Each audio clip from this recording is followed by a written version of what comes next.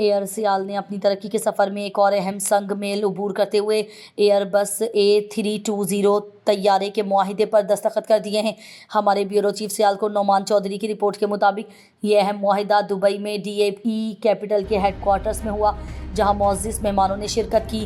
تقریب میں DAE capital کے صدر ڈیوڈ ہولیان، CEO فیروز تاراپور اور ایئر سیال کے چیئرمین فضل جیلانی موجود تھے۔ اس کے علاوہ senior vice chairman Qaiser Iqbal, CEO Amin Ahsan, COO Tariq Amin, DAE capital کے VP سیلز علی الدرزی اور head of MEASA sales James Carroll نے بھی شرکت کی۔ یہ طیارہ ایئر سیال کے بیڑے میں شامل ہونے والا 10واں طیارہ ہوگا، جو 2025 تک مکمل ہو جائے گا۔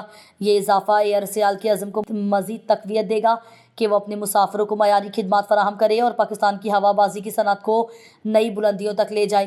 ایئر سیال انتظامیہ نے اس اہم سنگ میل پر خوشی کا اظہار کرتے ہوئے کہا کہ یہ صرف ایک آغاز ہے اور مستقبل میں مزید کامیابیوں کی توقع کی جا رہی ہے۔